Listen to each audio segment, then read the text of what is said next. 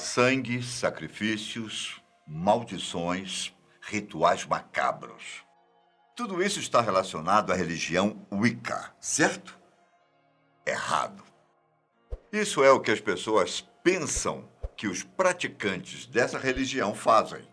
Mas a verdade é bem diferente disso. Eu sou Ivan Lima e neste vídeo eu vou tentar esclarecer para vocês um pouco sobre a Wicca, uma das religiões mais diferentes e curiosas do mundo, e sempre pedindo a vocês que respeitem as opções religiosas de cada um, ok? Apesar dos praticantes da Wicca serem chamados de bruxos ou bruxas, a ideia que a maioria das pessoas tem sobre essas pessoas é completamente errada. Sabe as bruxas da Disney que fazem feitiços e amaldiçoam as princesas? Pois é, esqueça todo esse conceito, porque na vida real é bem diferente. Eu vou tentar explicar de forma mais clara possível para não deixar nenhuma dúvida para trás.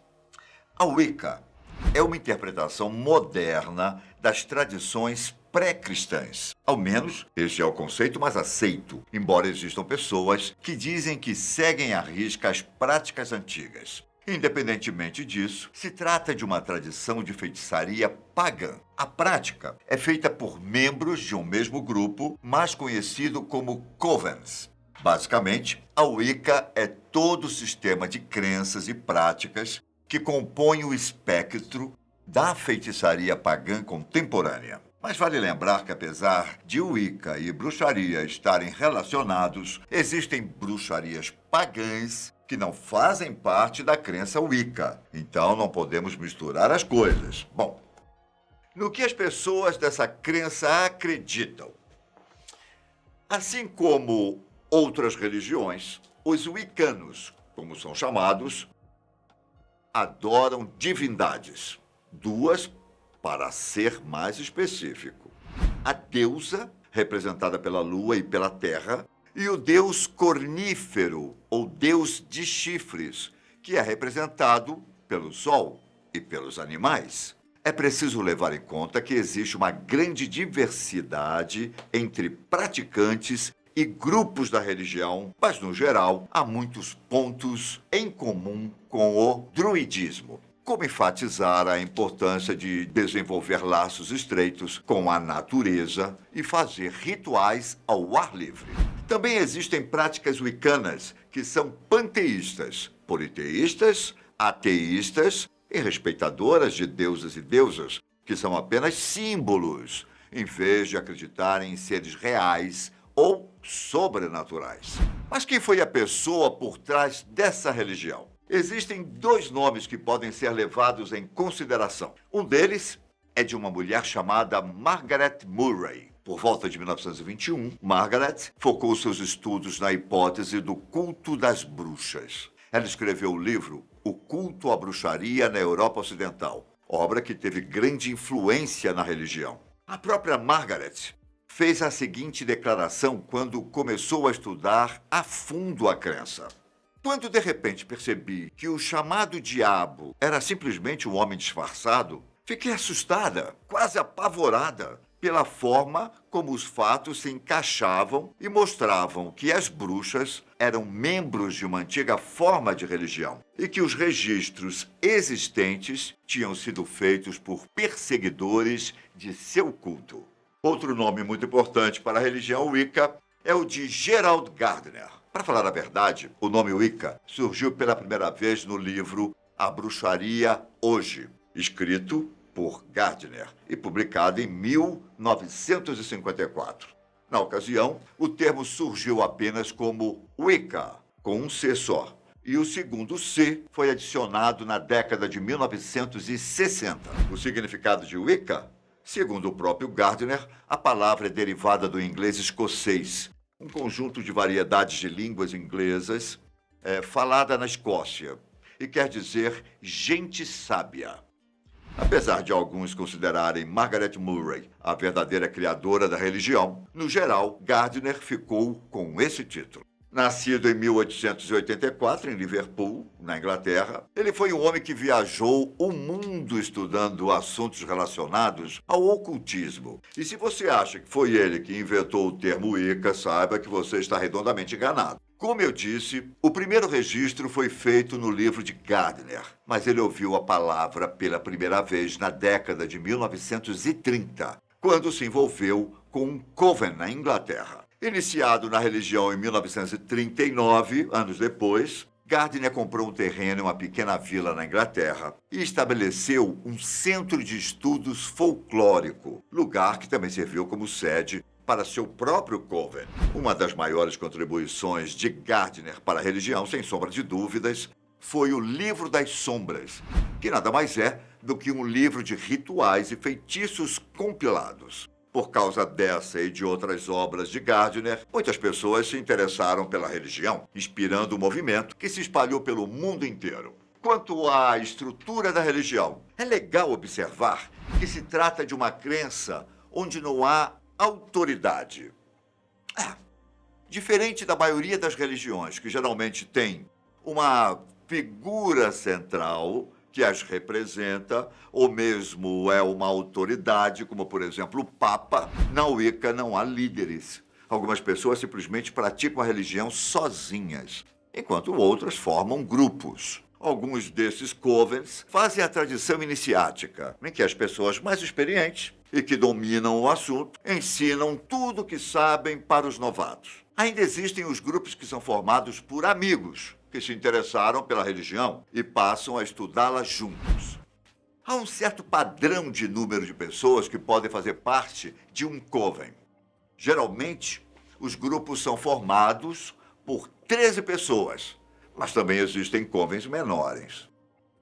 Viram que não existe um padrão na religião Wicca? Enquanto alguns grupos preferem fazer reuniões de apenas bruxas e bruxos, outros são compostos por ambos. Os rituais dessa crença também são muito interessantes e diferentes de tudo. As celebrações são conhecidas como sabás. E ao invés de, por exemplo, comemorar o feriado de um santo, os wiccanos realizam 8 rituais por ano, que marcam as mudanças nas estações.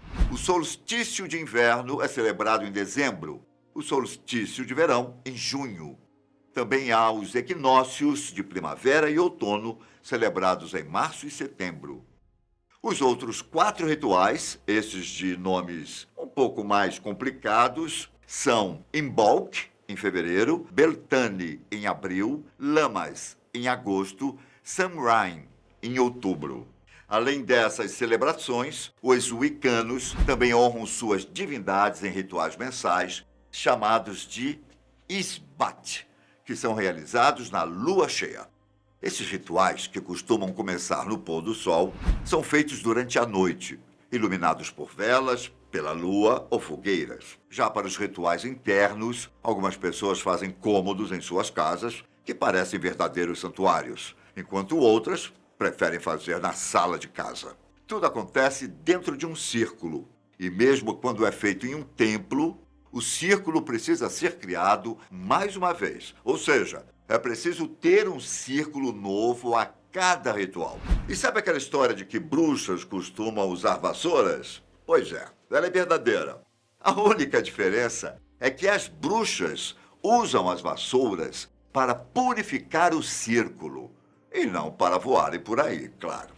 Depois de varrer o círculo, ele é abençoado com os 4 elementos da natureza: ar, fogo, água e terra. Depois, o círculo é selado simbolicamente com outro círculo, sendo desenhado no ar com uma varinha de madeira ou com uma faca de cabo preto conhecida como atame. Feito isso, a deusa e o deus são invocados e a magia é realizada. Por fim, os rituais acabam com a bênção de um cálice de vinho e bolos que são compartilhados entre os participantes. Os wiccanos acreditam que a nossa mente tem poderes que não são compreendidos pela ciência. E é isso o que eles chamam de magia. As bruxas sempre tiveram fama por amaldiçoar pessoas, lançar feitiços ou cometer crueldades. Mas nos rituais, além de honrar suas divindades, Elas fazem feitiços para curar e ajudar pessoas que estão com problemas. Existe até um código de ética que diz que a magia só pode ser usada para ajudar as pessoas quando não há risco de prejudicar outras pessoas. Então, a magia sempre será usada para o bem, nunca para o mal. Quanto à ideia de pós-morte, os wiccanos acreditam na reencarnação. Segundo a crença, o espírito das pessoas renasce e encontra novamente os outros espíritos com quem teve laços pessoais estreitos em vidas anteriores. O objetivo de cada espírito não é apenas estar na Terra, mas passar por aqui inúmeras vezes até aprender tudo que há para ser absorvido. E quando um espírito atinge o ápice do conhecimento na Terra, ele deixa de reencarnar e permanece em um reino bem-aventurado, conhecido como a Terra da Juventude. Viram que ser bruxa ou bruxo é bem diferente do que nos contam na ficção? Para vocês terem ideia, existe cerca de 300 mil a 3 milhões de praticantes da religião apenas nos Estados Unidos. Já em terras tupiniquins, segundo a União Wicca do Brasil, são 300 mil bruxas e bruxos, com cerca de 40 mil deles no Rio de Janeiro e 20 mil em São Paulo. Bom, eu espero que o nosso vídeo tenha sido esclarecedor e que possa quebrar o estereótipo que tanta gente tem sobre as bruxas. Por hoje é isso, mas nos vemos em breve aqui no canal. Tchau!